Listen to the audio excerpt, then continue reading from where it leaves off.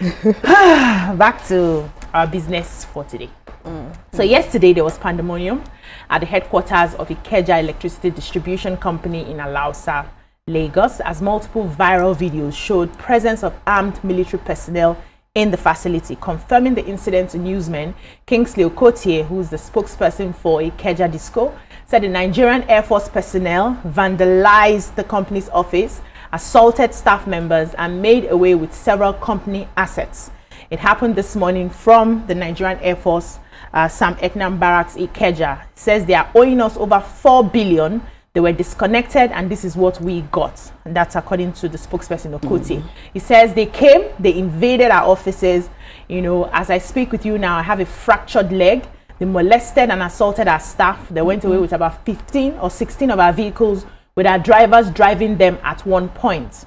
He said that's, you know, what he reported. And the question is, I don't know how many of you saw the viral video. What are your thoughts on what happened? You can join the conversation and call us on 09016352013 or 09024163440. You can tweet to us at TVC Connect using the hashtag YourViewTVC. So I heard that happened. The videos I saw did not. The video I saw was the conference.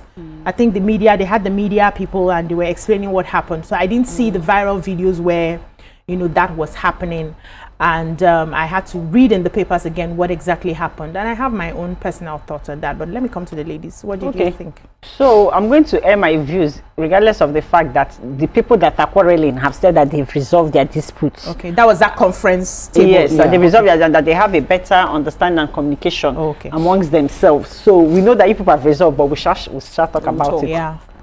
So I'm going to speak from both sides. Yes, on both sides. So first, owning a business is a business, and the Ikeja Electric Distribution Company, they are a business, and owing someone over 4 billion naira, that's a lot.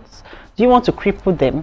How do you expect them to do business? How do you expect them to pay salaries? How, like, what exactly? You know, it's just all from shades of wrong. And I want to believe that if you're owing like that, especially if you're a government body, then there should be a payment plan on how these things work. You know, where the meetings are, because I want to believe that before they disconnected them, they would have had communications, you know, to look for ways to sort this out. But then on the other side, 10 days is a lot for an Air Force base because of our national security. We have to take that into consideration before taking such measures. What are the procedures or processes that needs to be followed before cutting off the electricity off the Air Force base, because of our national security? Because during that time that they didn't have light, anybody can breach firewalls, anything can happen. There's just so much to it. But regardless of that being said, that doesn't mean that the way the personnel of the Air Force acted is right. We always say no to violence.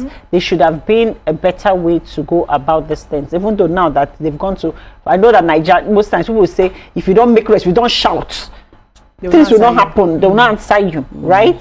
But then now that they went to shout, they answered them because you can't pass shout, but then they don't give them light.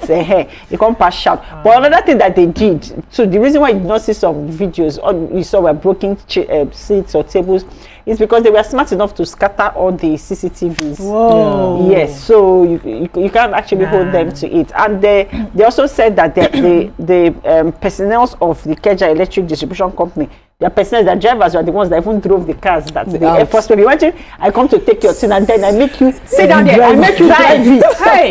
Power pass power. But there was no gun, no nothing. So I don't know why the drivers decided to drive the cars out. You don't collect slap from Navy man. Are you 16? What are you talking about? Now, like soldier now. Yeah, that's the training. Okay, so for me, when I heard, when I actually saw one of the videos where they were jumping out of the fence and all. Okay, so 4 billion is a trigger. It will really trigger because it's a lot of money. By the time you hear 4 billion, you start thinking, where are we going to start paying from? How are we going to get there? And I know how, you know how this Ikeja, the electricity company, you know how they function. They will have taken their bill, and then they will, most times, maybe if your bill is supposed to be 50,000, by the time they bring the bill, you're going to be paying 25. You'll be paying 25. You'll be paying 25. They'll be giving you light, be giving you hope, be giving you all of that. Then at the end of the day, they are now, look at the amount. It's now 4 billion that they are owing. So I'm sure what will have happened is, by the time they had the 4 billion, they'll be like, how are we going to pay this money, man? We have to do something drastic that will make them listen to us, because look at now, it took them 10 days before they were, they disconnected them for 10 days. That's a long time to stay without lights. I can imagine what will have been in their freezer, everything will have gone bad. And as look at now, they went there and so I'm going to fault the Ikeja people, because the Ikeja Electric, I'm saying somebody didn't do their job, and they didn't do their job very well.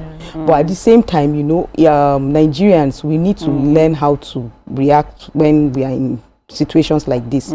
Destroying those properties, we're the ones that will come and pay for it at the end of the day. We'll pay for them back at the end of the day. Yeah. So the approach is not to go and start destroying anything. You go, you destroy. They said they destroyed laptops. They packed all the laptops, destroyed chairs. And at the end of the day, when you do all this destruction, they are still going to look for money to be able to, do that thing that you want them to do. Where are they going to get the money? Look at them. You are owing 4 billion. So where are they going to get the money to replace all those things? So the approach, that's not the best way to get them to come and reconnect your lights. All of you can come together, put money together, go have, sit down like reasonable human beings and discuss time to time. And then if you can even discuss, they can even ration the light for you, So, and when I saw the way they were jumping out of the fence, they could have been injured. Something can happen to you, That's if you see the way jumping. They were jumping, and all. So it's really a very bad situation. I would say 2 wrongs don't make it right. And I have a lot to say regarding this particular matter. First of all, I want to actually talk about the way we are reactive in nature as Nigerians. We don't apply the preventive measures. It's just like this building collapse and all that. We keep seeing the same thing over and over again, and nothing is done about a certain thing until it escalates. Now, as I said, 2 wrongs don't make a right, but there's a way you should address issues. Due process. There's a lack of respect for due process in Nigeria mostly. Majorly because some people have lost confidence in the process, the justice system and all that. But who are the ones in charge of this, the supply of this electricity? Are there payments for this particular barracks? Who is in charge of getting the allocation? Who pays these bills? So if you stop paying at certain time, what happened at the time these bills were not paid? Now, I don't know what happens there, but we shouldn't forget that these people are public servants. They put their life out there for us. So the least they have is basic comfort. We know how it is with us when you can't sleep at night. And we know how this barracks looks. Their welfare is nothing to write home about. So these guys are out there fighting for us. The least they can do is basically, we know they talk about their welfare packages open, but they're not doing anything about it. Yeah, it's not right that they've gone to do this. I'm going to talk about them too. But I think that government should be more concerned about these people who hold guns and who protect the citizens. Because of the frustration, we all know that as humans, no matter the profession you're in, you're bound to have a mental breakdown. You're bound to have, frustration, desperation, and you can't tell what a human being would do when they're desperate. So I think that we should look into making sure that these our military men are okay mentally. Now, I will talk about the military high-handedness in Nigeria. Before you go to military high-handedness, we have a caller on the line, Boniface. Good morning, Boniface. Are you there? Oh, sorry. Yeah, continue again. Okay, so for the military high-handedness, we've seen victimization of civilians for no reason.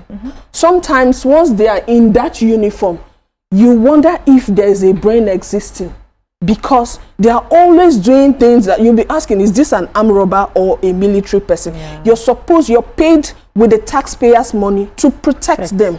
Now, they went to vandalize these things. Do you know how many people would have been traumatized? The people you're supposed to be protecting, you're traumatizing them. So I think that there should be a way that things like this have happened. Who were the people involved? If we're civilians, you will see they would have. Hang on a minute. Here Boniface is back. Boniface, are you there now? Okay. So who were the people who were involved in this act? What are you going to do to them because they disrupted the peace of that area at the time? If it was a civilian, we know by now it would have been, we've been talking about how we prosecute them. So we are talking about bad eggs in the military. When we see them, let's make sure that we punish them. We are not saying anything, but at least let's see that the others are learning. But the cover-ups, they're not helping at all, because this one's okay, nothing will happen. What can happen in this Nigeria? It's us, you know, is who you know. So it doesn't work. Now I will still go back to NEROC and electricity distribution companies. The unequal band allocation process is alarming. It's frustrating. You're charging everybody in this area they didn't even give them an option. They didn't even ask me if I want to yes, if I wanted to be in band A or band, no option. They just move you. How do you move from subscribing from 5,000 or 10,000 to 50,000, 100,000? And minimum wage is not even enough for the electricity. So people are bound to be frustrated. So that's why I started with two wrongs don't make it right. If you are coming to the table to talk about, let's talk about it so that tomorrow it doesn't happen. It happened in Ikeja today. Let it not happen in Port Harcourt tomorrow or Lagos or Abuja. There should be some people who are leading us and people who are in charge of the runnings and the workability of Nigeria should sometimes sit down and think, ask questions, so and look for a way forward. So I'm happy that this is not just affecting this electricity thing, not just affecting individuals, it's also affecting government agencies. Exactly. But then the difference here is that these people that are so angry, they're not supposed to be discussing amongst themselves internally, because it's I don't know the budget that is given to them for them to be able to electricity and stuff. So this is an internal issue. So if the military men that went to fight the Ikeja distribution of the electric people, they are not supposed to go there to fight. They're supposed to be fighting their own people, their superiors, their ogas, and to ask them, why have our electricity not been paid? Why don't we have light? It's an internal issue, because it's not a personal issue where I would say we're living in a compound. I'll say you bring your money, may I bring my money? Why have you not brought your money? Now the NEPA has come to cut the lights. No, this is an agency. This is right of the federal government. So there's a way and there's a structure whereby these monies are paid, allocated. So it's all about misplaced priority, because you're going to fight another person when your problem is inside. Who is owing the 4 billion? What meetings that people have? During the 10 days that there was blackout, did your superiors call people to say, okay, there's blackout, we are owing so amount of money, we apologize, okay, we can ration, what can we do? Can everybody come up with ideas? Like, what was done internally before carrying fights to go outside? That's one. Secondly, it's easy to come out and say we've resolved the issue, there is peace, we have better understanding and communication. That's bullshit. Lives were affected. People on live television. Okay, sorry. People were beaten up. Right? Broken legs and limbs. What will happen to those people? Are you just going to tell those people sorry? Exactly. What will happen? Yes. What redress are these individuals going to get? Because actions have consequences. And you are Air Force, and you are the Air Force, the Air Force body. I want to believe that you have better discipline than the regular citizen, right? You should comport yourself better. So you acting in that manner must have there must be consequences to that action. And it's not just to come and tell us that we are sorry, there's better communication or whatever. We want to see the way you acted in publicly. We also want to see redress publicly and see what's going to happen with this issue. Amazing. You stole my thoughts from me. Like totally. When I was processing, I'm like, this is a government agency. So if and it's unfortunate in this part of the world that governments are the most debtors that we have. Every organization that provides services for government will tell you that they know they pay.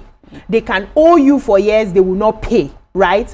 And it's not a good thing because there's allocation for these things. We see the budget every time, appropriation bill here and there, flying up and down. There's usually a budget for it. So if you can, there was a time, I can't remember which year, that we heard that Aso Rock was owing. These businesses are struggling to survive.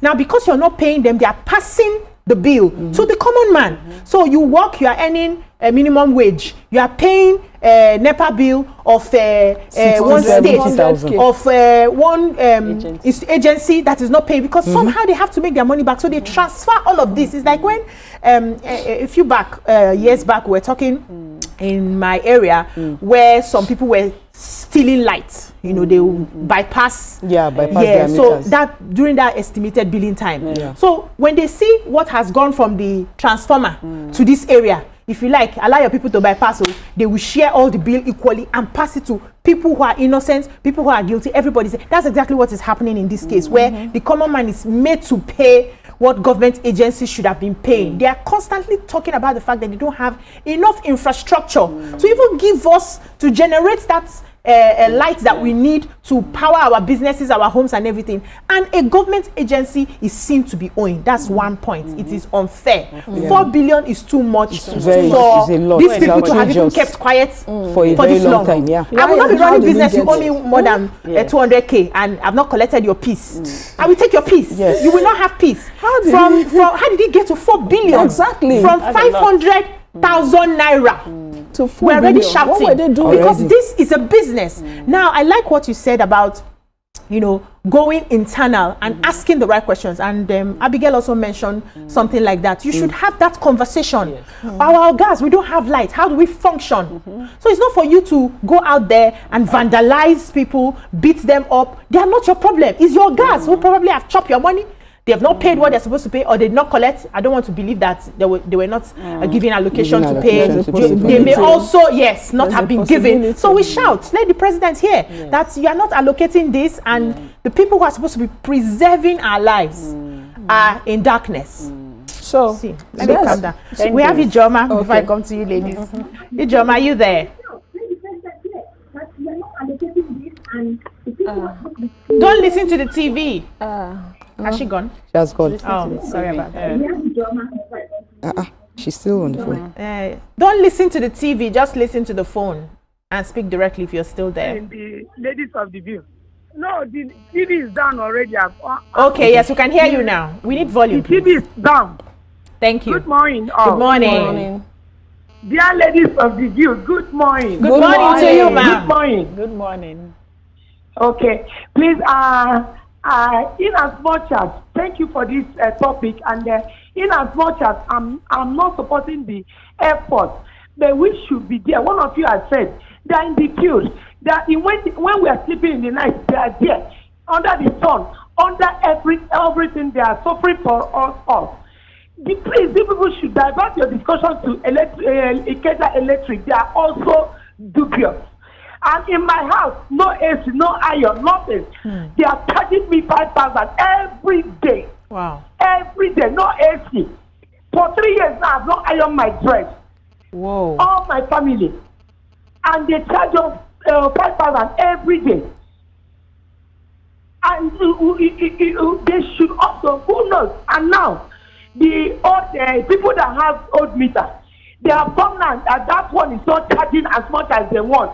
So they force people to take the one that they have set, the new meters, to charge over and above what we are using. Yeah. Is that not dubious? Yes. Who not see this effort from their calculation and everything? How are we sure they are owing them that up to that amount? What they use, if it's up to that 4 billion. These people, please call. You people should call all these power companies into order. They are dubious, very, very dubious. They brought the meter for me. Within 10 days, the meter blew up. They made me and my husband to pay. For another one. Wow. 2 times they brought this meter. We paid about 70-something thousand naira for the meter. Within 10 days, something blew up. Another 20 days or 1 month, something blew up. All this one, they made us to pay. Now, all of a sudden, they come and carry that meter when it has over every 3 months, every 2 months, it's the same story. Now they brought it's forcing us to pay so much. So please, my dear ladies of the view, they can't hear my voice, they can hear your voice. Please, they are hearing you now. What did this electric Yeah. Thank you so much. They have their own. Which one still going? So let me hear Abigail, and I'll come I'd like to say something. You know that most of the time, air filters, you hear that a particular group, a particular organization is required to turn in a certain amount of money. Okay. The remittances and the internally generated revenue, we know that sometimes they tell you your what do they call it, your parastatal is not bringing enough money. They don't want to know the challenges around remitting a certain amount of money. What they want to know is how much are you bringing per year. So most Nigerians and most agencies allegedly have started looking for a way to generate income so they can do their turnovers and their annual remittances. So I won't be surprised if this is a way that the NERC electricity distribution company, they are using to make their own internally generated revenue. But I think it's unfair on the people. I had an experience one time. Let's pause you there. Okay. Take a breather here. When we come back, we'll hear your experience, and I'll come to Rama to stay with us. Don't go anywhere.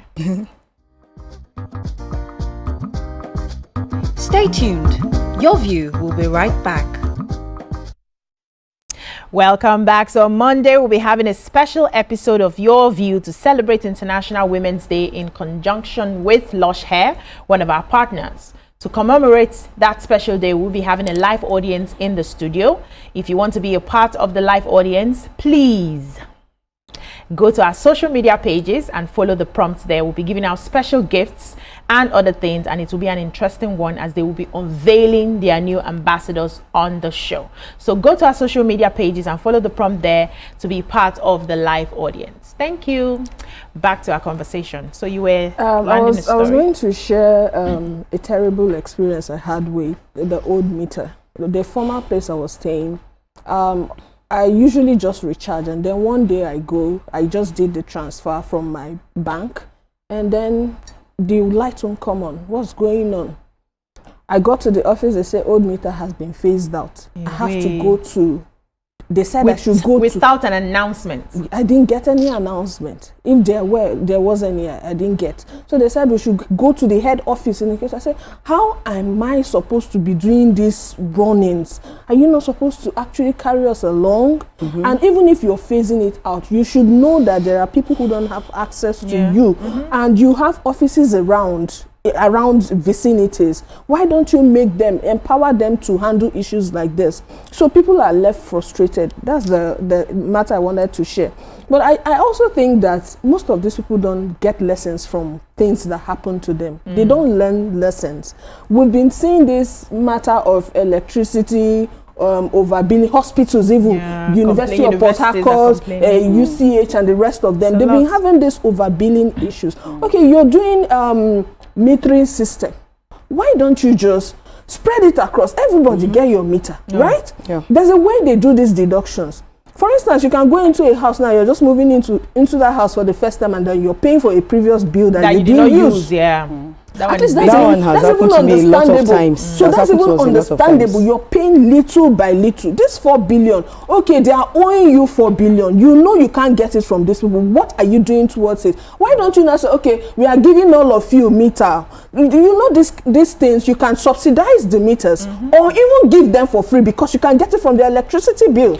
If there were meters in that place, maybe if you finish your own unit, you rest, Abi. It's not that you will not be fighting the whole barracks. I don't know why they're not thinking of solutions. You know, I just feel that some people feel I'm holding you under your balls so I can do whatever. I'm in charge of electricity. There's nothing you can say. Imagine somebody coming to say, you people waste light a lot. You people have money. If you add money, you will still pay. It's like you're taking people for granted. You're not considering the life, what the common man has to suffer from electricity, fueling, and food prices, and everything that the common man has to go. Yet the income is so slow and low and tiny, and you can't even exist that way.